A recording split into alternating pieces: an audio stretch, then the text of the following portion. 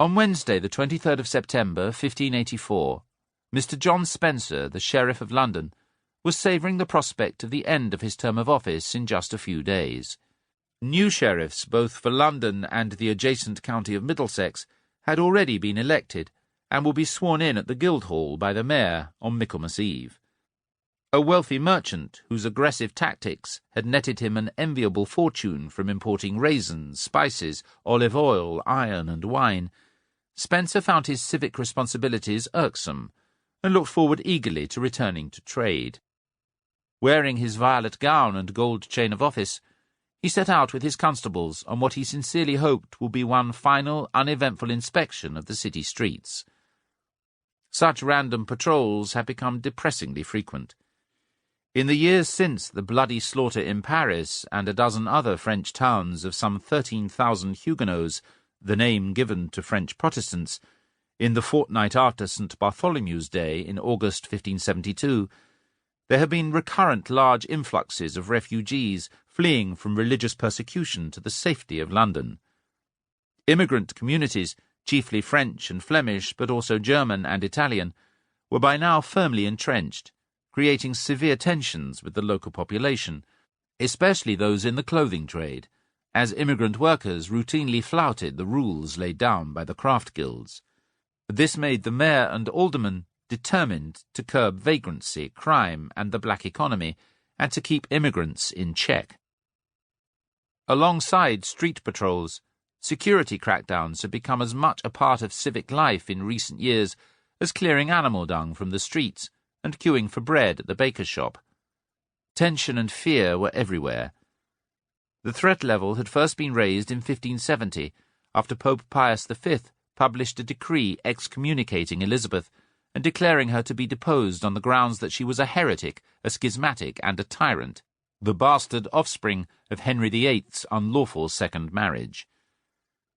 Nailed to the front door of the Bishop of London's Thameside Palace at Fulham, just a few weeks after a dangerous insurrection in the north of England was brutally crushed, the decree made her a legitimate target for any Catholic assassin.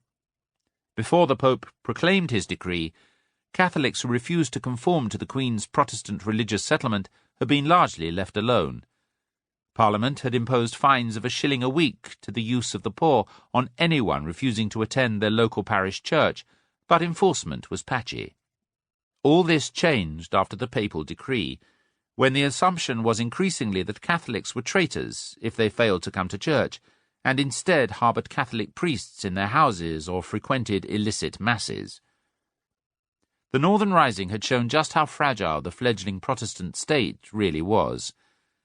Carrying the cross and the banners of the 5 wounds of Christ, the 6,000 or so rebels had set out from Durham Cathedral and marched through North Yorkshire to Wetherby and Selby, besieging Barnard Castle in Teesdale and celebrating the Mass wherever they went. They saw themselves as defenders of the Commonwealth, claiming that they wanted to save Elizabeth from a lawless faction of Machiavellians. By this they meant that they aimed to purge Burghley, they called him King Cecil, and his Protestant friends from the Privy Council and Parliament. They would replace them with good Catholic noblemen loyal to the Queen. Aghast at the scale of this dissent, Elizabeth had been ruthless in her response. The revolt itself was brought under control without significant bloodshed, but the reprisals were vicious. Mistrustful of her military leaders lest they show undue mercy, she turned to someone closely bound to her by family ties. Her aunt, Mary Boleyn, had married William Carey, and it was their son, Henry, Elizabeth's first cousin. She called him my Harry, and had raised him to the peerage as Lord Hunsdon within days of her accession, whom she chose. Hunsdon sent 600 or more rebels to the gallows, leaving their bodies rotting there for terror. 60 more, mostly the younger sons of wealthy gentry families, escaped over the frontier into Scotland before fleeing abroad, mainly to Paris or Rome. There they joined 800 or so English Catholic exiles and Jesuits, who at once began to scheme and plot how best to put the Pope's decree into effect. The earliest and most threatening of these plots, the memory of which was still fresh in Sheriff Spencer's mind as he patrolled London streets in 1584, was to make the career of the man who would soon become Burghley's most driven and effective colleague in the Privy Council. Francis Walsingham, tall, thin, sallow-cheeked, with brown hair and moustache, and a lean and hungry look, like Cassius in William Shakespeare's Julius Caesar, was about 40 years old, 12 years younger than Burghley. An ardent Protestant, converted, like Burghley, to the new faith as a student at Cambridge, Walsingham was appointed to be Elizabeth's resident ambassador to France in 1570. 2 years earlier, in his first letter to Burghley, he had set out his political creed, warning the chief minister of the malice of this present time, before urging that there is less danger in fearing too much than too little, and there is nothing more dangerous than security, by which, of course, he meant the lack of security.